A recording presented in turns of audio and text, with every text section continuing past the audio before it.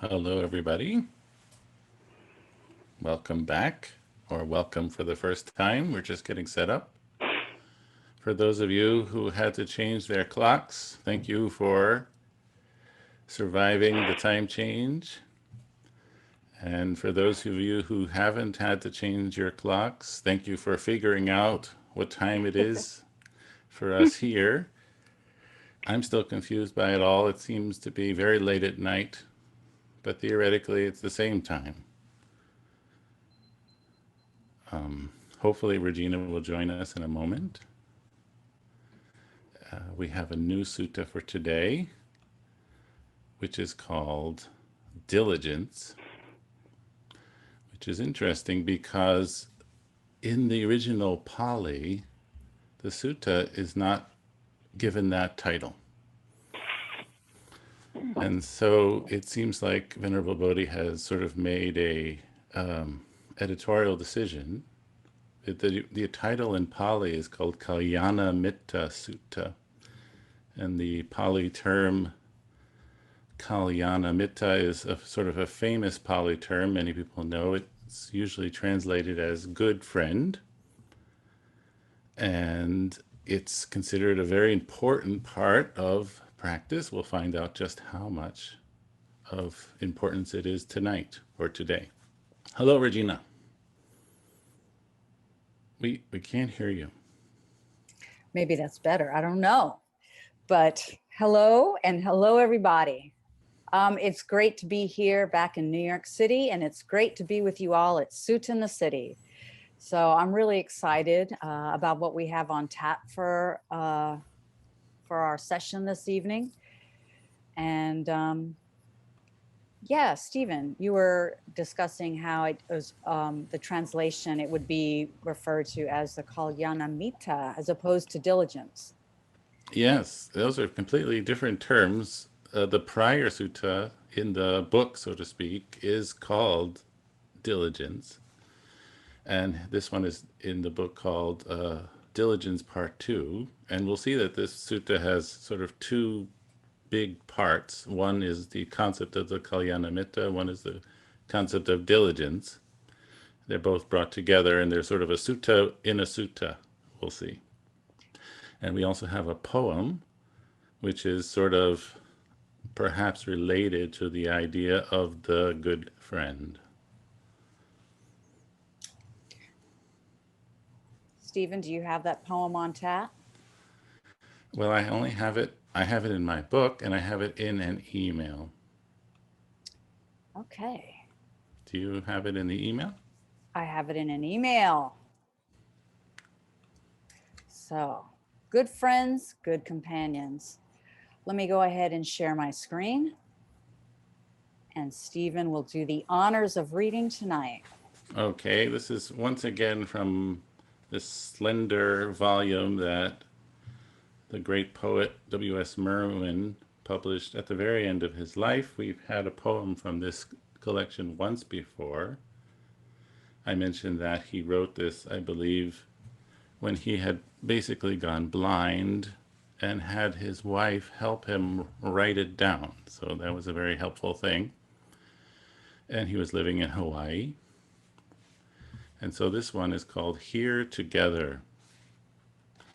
These days, I can see us clinging to each other as we are swept along the current. I am clinging to you to keep you from being swept away, and you are clinging to me to keep me from being swept away from you. We see the shores blurring past as we hold each other in the rushing current. The daylight rushes unheard far above us. How long will we be swept along in the daylight? How long will we cling together in the night? And where will it carry us together? I like that. And I think it's especially pertinent to tonight's sutta study. And one of the things I also like about it is where will it carry us together? I remember when I was young, maybe sometimes I associated with certain friends who perhaps my parents didn't think was in my best interests. And I fancied myself to be very open minded and liked associating with all kinds of people. Why not? And I remember my father used to say, friends of a feather flock together, which enraged me no end. Enraged me. I'm like, how can you be so judgmental? You know, it's like just because they do the things that they do, whether it may be smoking or cutting class or I don't know, working late at night when they should have been studying. I'm not going to do that. Well, it turns out that, my father wasn't the only one who kind of had this idea that friends have a greater influence over us than we realize. And according to the Buddha, friends, as he said, were all of the holy life. So we'll see. We'll see about that in this upcoming sutta that we'll be reading. And I'm going to go ahead and share my screen. Stephen, did you have any background information you wanted to share before we begin reading? Well, maybe I'll just mention this idea of sutta in a sutta. This is a sutta in which the Buddha clearly refers back to an event prior in his life where he was speaking with Venerable Ananda, and he kind of quotes that sutta. One can find that sutta in this book, the Samyutta Nikaya. It's actually the second sutta in the fifth of the big sections, the Mahavagga of this book. It's called the Magga Sutta. So that section is all about finding the path. And that's very much what this sutta is about too, finding the path, the correct path.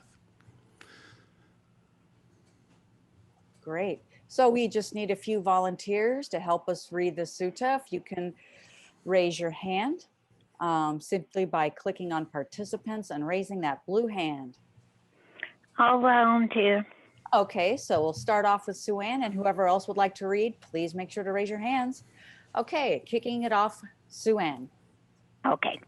At Savatthi, sitting to one side, King Pasenadi of Kosala said to the Blessed One, "Here, Venerable Sir, while I was alone in seclusion, the following reflection arose in my mind. The Dhamma has been well expounded by the Blessed One, and that is for one with good friends, good companions, good comrades, not for one with bad friends, bad companions, bad comrades. So it is, great king, so it is, great king. The Dhamma has been well expounded by me, and that is for one with good friends, good companions, good comrades, not for one with bad friends, bad companions, bad comrades. On one occasion, great king, I was living among the Sakyans, where there is a town of the Sakyans named Nagaraka. Then the Bhikkhu Ananda approached me, paid homage to me, sat down on one side, and said, "Venerable Sir, this is half of the holy life. That is, good friendship, good companionship, good comradeship." Thank you. Thank you so much, Sue Ann. You're Young welcome. Kuei. Young Kuei. This was said, great king. I told the Bhikkhu Ananda, "Not so, Ananda, not so, Ananda. This is the entire holy life, Ananda. That is good friendship, good companionship, good comradeship. When a bhikkhu has a good friend, a good companion, a good comrade, it is to be expected that he will develop and cultivate the noble eightfold path. And how, Ananda, does a bhikkhu who has a good friend, a good companion, a good comrade, develop and cultivate the noble eightfold path? Here, Ananda, a bhikkhu develops right view, which is based upon seclusion, dispassion, and cessation, maturing in release.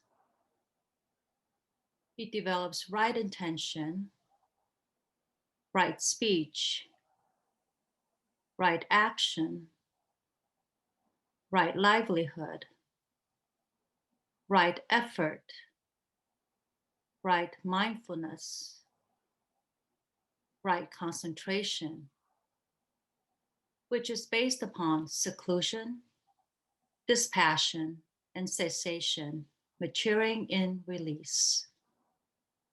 It is in this way, Ananda, that a bhikkhu who has a good friend, a good companion, a good comrade develops and cultivates the Noble Eightfold Path. Thank you, Yunque. Ken? By the following method too, Ananda, it may be understood how the entire holy life is good friendship, good companionship, good comradeship. By relying upon me as a good friend, Ananda, beings subject to birth are freed from birth. Beings subject to aging are freed from aging. Beings subject to illness are freed from illness. Beings subject to death are freed from death. Being subject to sorrow, lamentation, pain, displeasure, and despair are freed from sorrow, lamentation, pain, displeasure, and despair. By this method, Ananda, it may be understood how the entire holy life is good friendship, good companionship, good comradeship. Therefore, great king, you should train yourself thus. I will be one who has good friends, good companions, good comrades. It is in such a way that you should train yourself. Thank you, Ken. And as Stephen noted, has pointed out, you see the Sutta Vandana Sutta here, right? Right here is where we end the discussion, where the Buddha is having with Ananda. He's using that by way of an example to now apply this teaching to King Pasenadi, which Ken started off for us. Diane? When, great king, you have good friends, good companions, good comrades, you should dwell with one thing for support, diligence in wholesome states. When, great king, you are dwelling diligently, with diligence for support, your retinue of harem women will think thus: the king dwells diligently, with diligence for support. Come now, let us also dwell diligently, with diligence for support. When, great king, you are dwelling diligently, with diligence for support, your retinue of Katya vassals will think thus. Your troops will think thus. Your subjects in town and countryside will think thus. The king dwells diligently, with diligence for support. Come now, let us also dwell diligently, with diligence for support. Thank you. So do we have someone who would like to finish this reading and finish also with these two lovely stanzas? Okay, that means I'm going to call on someone. Well, we have, how about Abaya from Surrey, British Columbia? Would you like to read? Or right here. Starting with when? Starting with when, yes. When, great king, you are dwelling diligently with diligence for support, you yourself will be guarded and protected. Your retinue of harem women will be guarded and protected. Your treasury and storehouse will be guarded and protected. For one who deserves lofty riches, following in succession, the wise praise diligence in doing deeds of merit. The wise person who is diligent secures both kinds of good, the good visible in this very life and the good of the future life. The steadfast one, by attaining the good, is called a person of wisdom. Thank you so much, Abaya, and thank you for reading and joining us. We appreciate your being here. Wow, so there's an awful lot that's included in the sutta. I mean, a tremendous amount. We hear about karma, how it manifests in this life and in the next life. As Stephen said, we have the sutta within the sutta.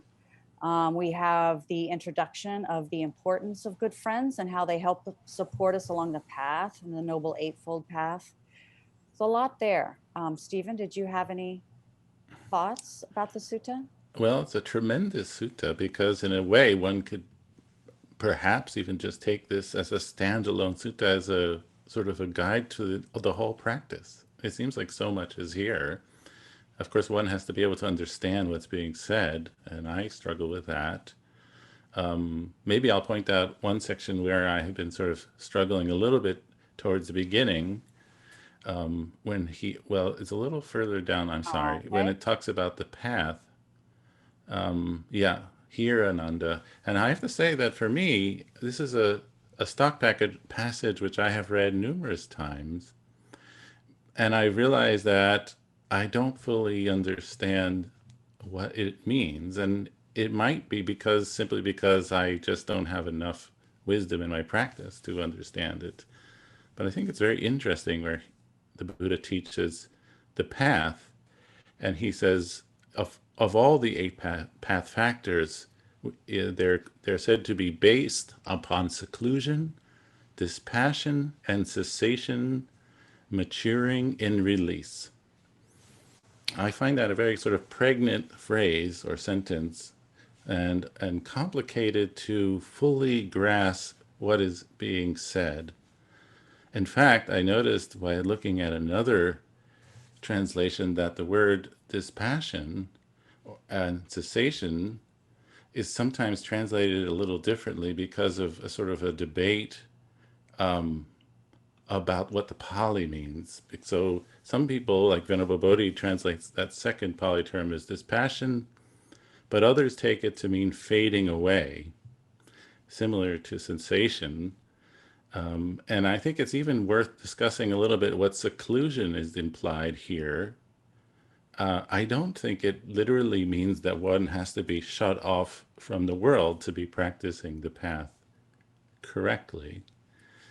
But rather, I think what it might be hinting at is one has to sort of see the lures of the world for what they are. That we have to see the five chords of sensual pleasure in play in a mindful way. And so it's interesting to me that all eight factors, that's what these ellipses are for, have this sort of instruction attached to it, this passion and cessation maturing in release. And so it seems to me almost that he's pointing at two types of path practice here, sometimes called the mundane Eightfold Path, and sometimes called the supramundane Eightfold Path. And they're often said to be practiced in a different way. And sort of a regular person like me is practicing it in one way, but somebody who has entered the stream is said to be practicing it in a rather different way, in a more deep and profound way. But I think these are interesting terms to sort of at least engage in and turn around in one's mind and try to see what they might mean and in a personal way. Regina, do you have thoughts about this phrase?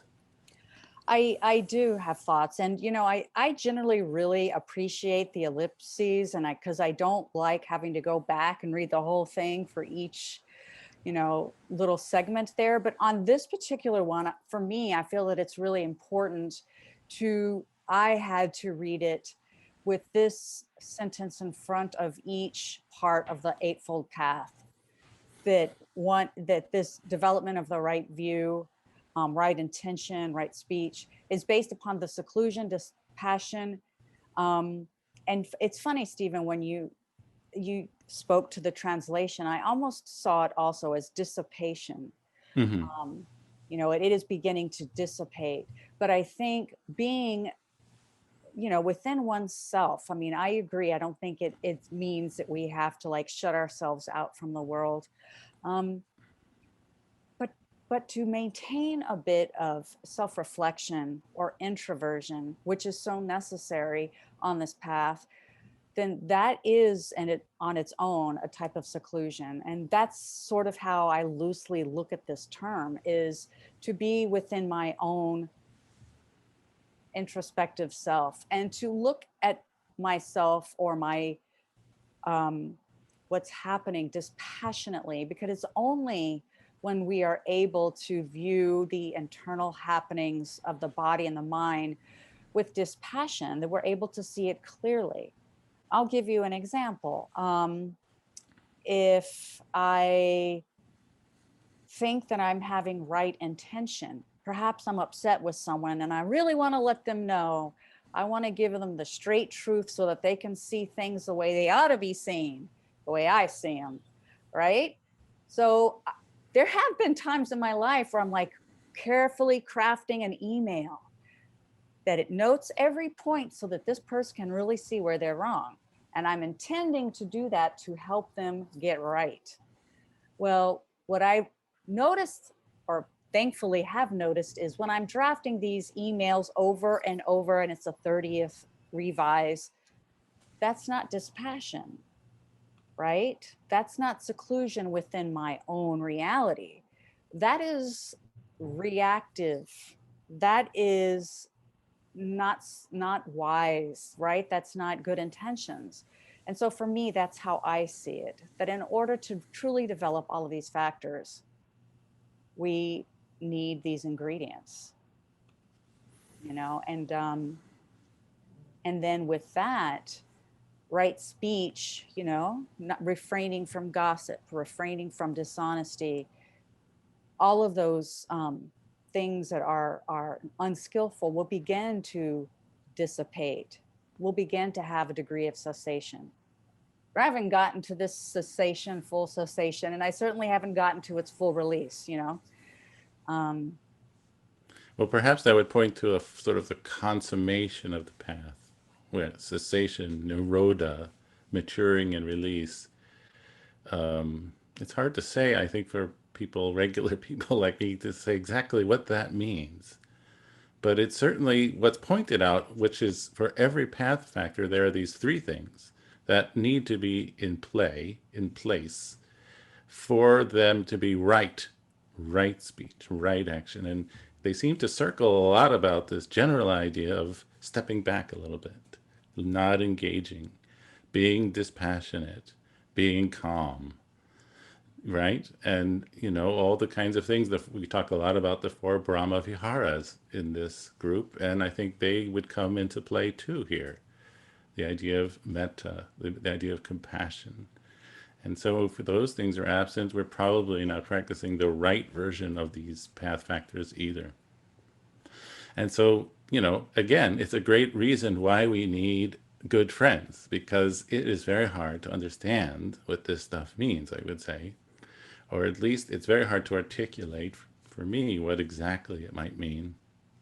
Another thing I found really fascinating is that the Buddha in the next paragraph talks about how he himself is a good friend, and it sort of tends to help me understand the concept of a good friend just a little bit further down. Uh, where, if I can find it. Continuing further, we're almost at the end here, Stephen. No. I'm looking for it. It's in the paragraph that starts, by the following method too, it may be understood. Okay, right here. Yeah, and after the colon, by relying on me, upon me as a good friend. And so we see here that the good friend doesn't necessarily have to be, maybe it might point to the person we actually know. Because clearly the Buddha was not known by everybody, all his followers. Even in his own lifetime, there were, whole groups of practitioners that probably didn't personally get to encounter the Buddha.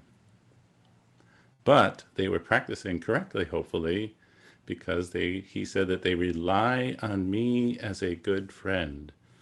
And I think what this may point to is the idea that the teaching that the Buddha taught is not something that one might hit upon by one's own, just by sort of going into seclusion, just by thinking about it, or just by leading an ascetic life. That the Dhamma that the Buddha taught needs to be heard by a practitioner. We need to hear this, sometimes it's called the voice of another, the teacher. We need to be sort of pointed in the right direction. We're not going to probably, or almost certainly, hit upon this teaching alone.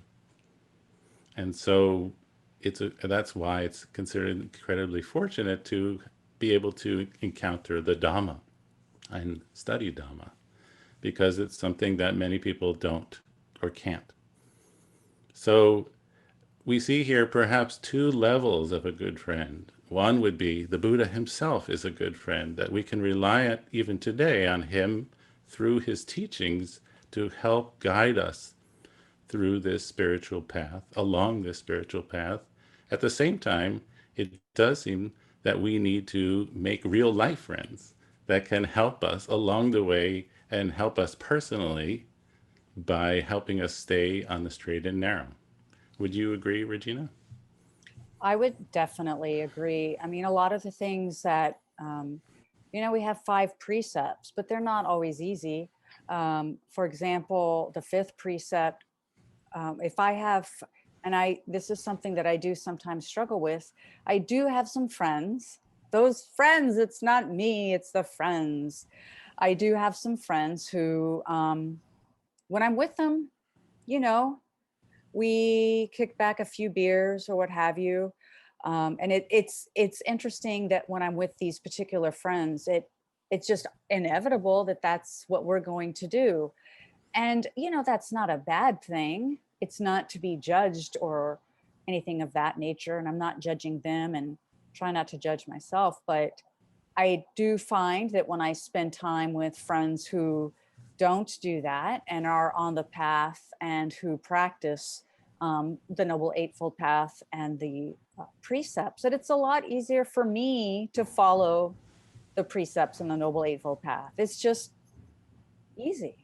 And I'll give you another example of when it's not easy. As y'all know, most of you, I've been in Houston the last month. I'll be going back again after the election for reasons which may be apparent, but whatever. It's really hard to practice right speech or to practice wholesome states because these particular friends really enjoy reality shows. And what I've noticed is there's a reality show about everything.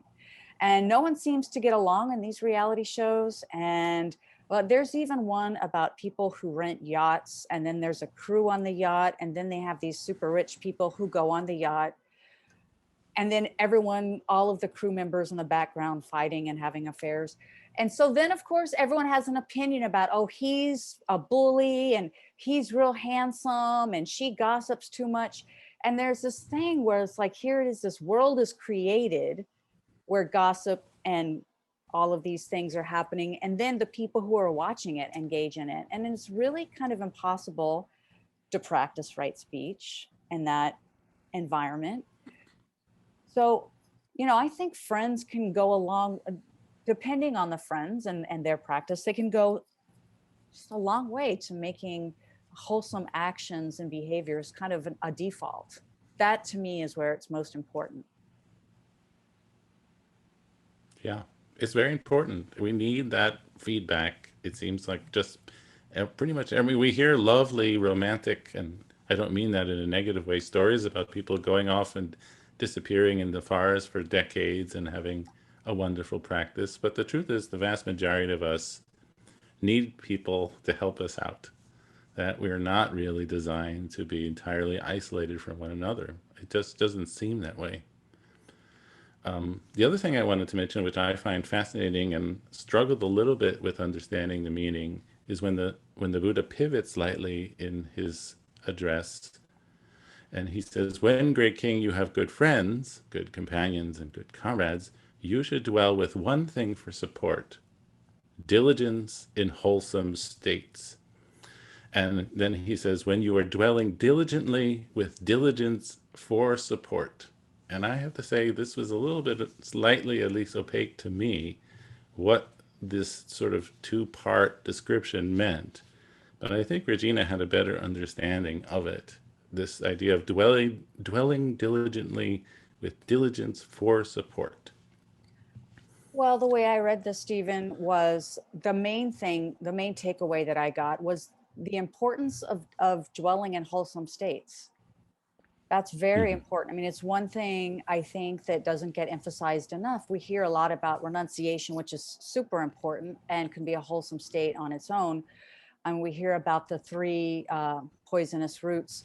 But the thing that's really important to remember, as you've said so many times, Stephen, Buddhism is about happiness and allowing ourselves to be happy. And how do we do that? By cultivating positive feelings, by cultivating positive thoughts. Now, I don't know about y'all, but my default tends to be negative. I don't know if that's a human thing, if it's a me thing, but if I look at a picture, I can see what's wrong with it. If I look at a perfect outfit, the shoes are scuffed and, you know, they just need a little bit of a polish over here. So really just, I have this beeline vision towards things that are wrong. But the Buddha says that we should dwell in wholesome states. And he also says that there's not only should we dwell in these wholesome states, but we should support them. And how should we support them? Through diligence. And the way I read this was that he's speaking to virya, or using this resolve, this energy to maintain it. Sometimes wholesome states Hmm. pop up on their Hmm. own. Yeah. But sometimes you have to really work on them. Yeah, so we apply right effort, one might say. We apply energy, as you say, as you said, and we can rely on this diligence as a support for our practice. That we can come to take it not only as something we struggle to do, but almost simultaneously something that continues to support us going forward. I find that a really interesting idea.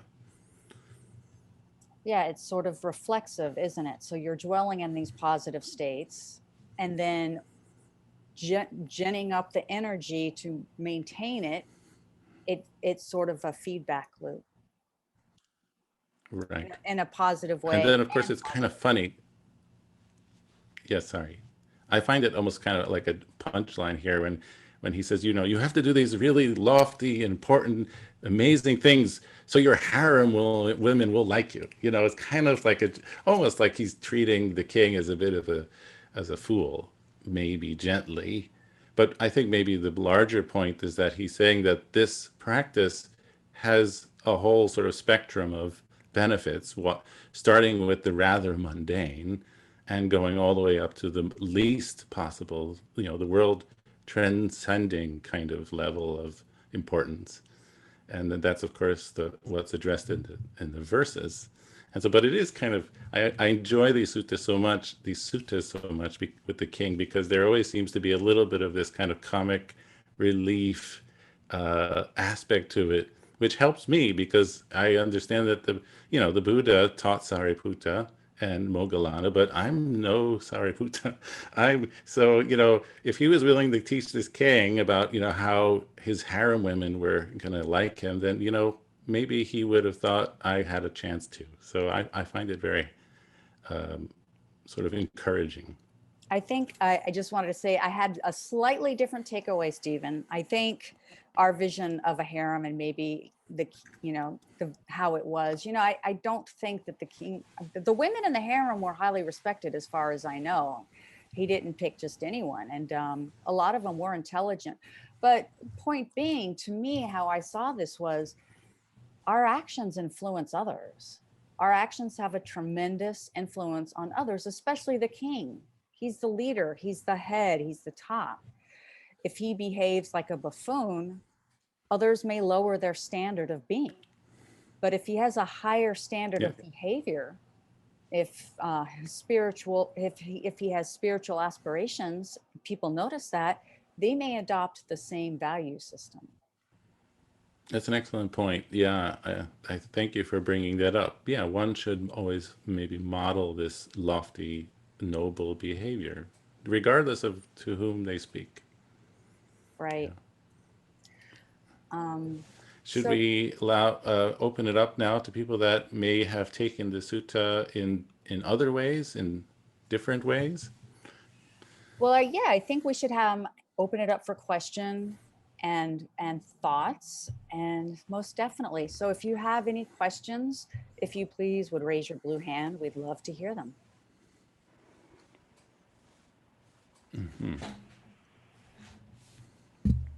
Or we can just, I have a question. sure.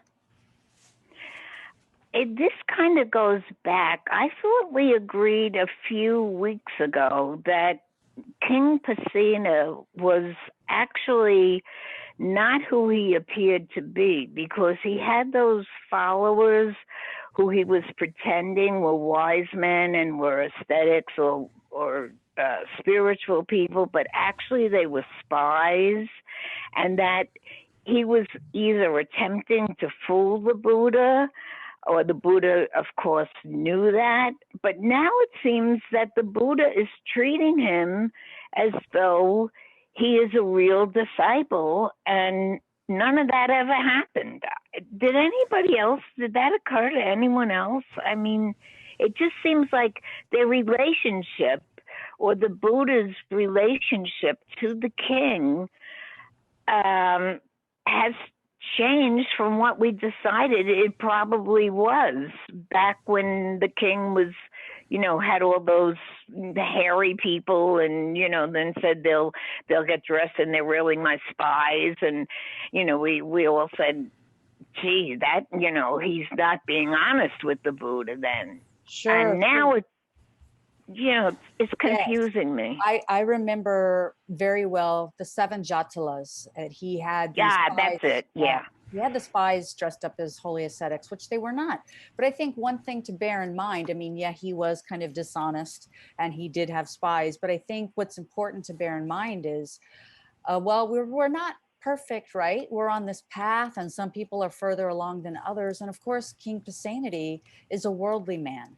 He's a political man. We all know politics, right? It's kind of a dirty business. But the Buddha's not going to give up on him. He's still advising him. And I think the takeaway of that is that he has great compassion. Yeah, I don't see anything to imply that they weren't anything but real friends, true friends. That, right. We've stressed how they were both from the same part of India. They were both the same age. They knew each other for a very long time. And if we get to the end of this sort of packet, we'll see added as a postscript from the Majjhima Nikaya, sort of their last encounter after a very long friendship, and it's rather moving. I think that these two men meant a lot to each other. Thank you, Stephen. Thank you. Thank you. Thank you. Thank you, Suanne. Tarania? Yeah, I took that part a little more endearingly. I thought that, the Buddha was really good at teaching students where they were. And to me, this is the king's world. This is what he has to deal with, And so this way of relating to teaching him how to make peace in the harem, I thought that was pretty, just kind of relating to him in his world, Mm-hmm. Yeah, but the other thing I wanted to talk about too is just that this whole idea of support and the great support that we are, being good companions to one another. Whenever I go to the monastery, one of the things, you may have heard me say is that when I'm there, I'm the best I ever am.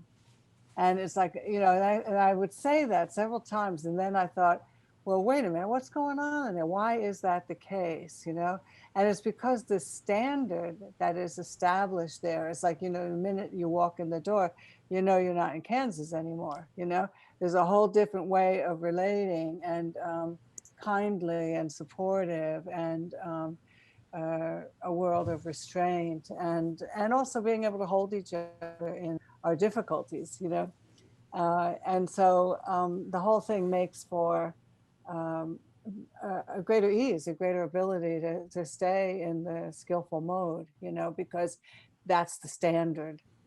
And so so I don't live in a monastery. So what do you do with that? Well, then I have to find a way to find that inside, to raise myself up to those standards, even when the world around me isn't supporting them. And let's be honest, our world is not very supportive of the way we're trying to live, So, that it became a great teaching for me to realize that the value of good companions, and how just being in that context, in that environment, taught me why is that important, and really raising myself up to those standards. And just really quickly, the things in that viveka, the withdrawing and seclusion. This is a pat list, as you know, as you were both saying, that it's really considered to be the 4 kinds of letting go, and it's a graduated process. So that you start with viveka, which is the seclusion, and that's a technical term in the Dhamma. It's about withdrawing within. Withdrawing, so being secluded from the hindrances primarily is what it refers to, and then that as that develops, it matures into this capacity to the 4 kinds of non-attachment. So you little by little, by that kind of perspective, you're able to have more dispassion and less interest in grabbing hold in the first place. So that's the second one. And then the third is you're beginning to be able to see yourself stop, sometimes right in the middle. I don't know about you, but that's the stuff that really gives me a thrill, when I'm in the middle of doing it and I go, oh yeah, and it stops completely when you bring the awareness to it. And then of course the relinquishment is that it's a really, just a wonderful feeling of not grabbing hold in the first place. Thank you. Yeah, these viveka, viraga, nirodha, how they can, all 3 need to be applied to each of the 8. And Yeah. when we focus on these 8, we can think of these terms. It's a fascinating thing. It's great. And I see them as sort of happening parallel, don't you? They're going on simultaneously. One is impacting the other, the Eightfold Path and these 4 kinds of letting go. Mm-hmm. Mm-hmm. Mm. Thank you for that, Terania. Young Kuei? Well, maybe I'd like to acknowledge first the good friends in this call for supporting me and each other as we talk about good friends. This is the condition for supporting that. So thank you for showing up. And my question is about unpacking that word, that practice of diligence.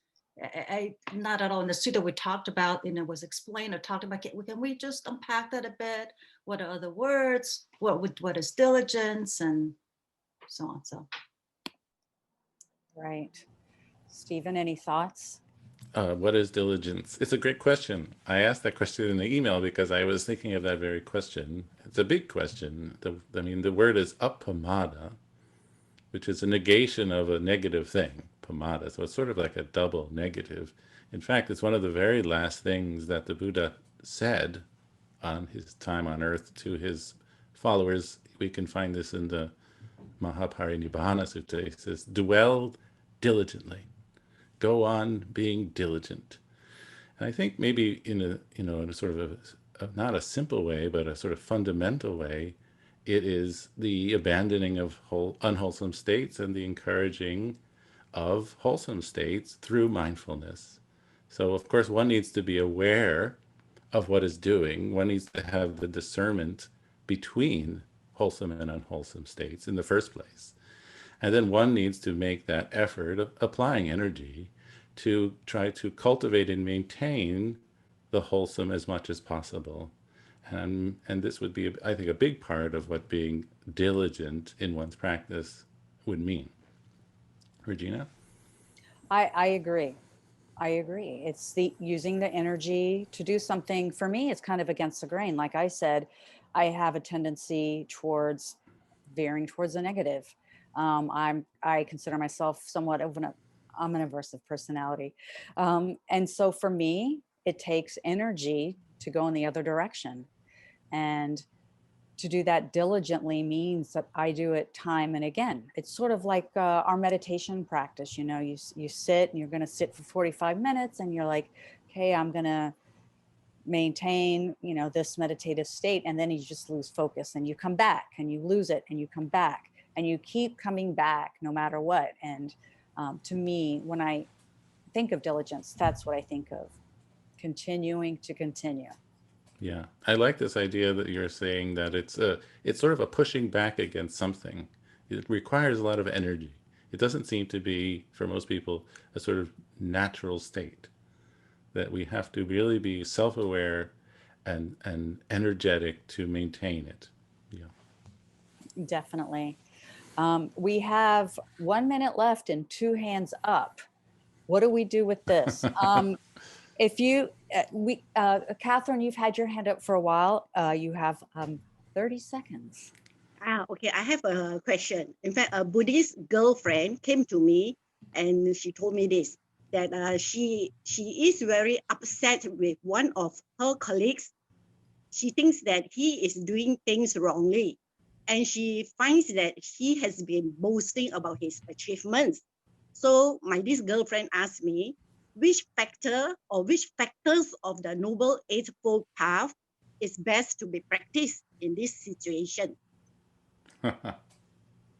So I replied her, I say, for me, I may try to radiate metta to myself first to remove the agitation.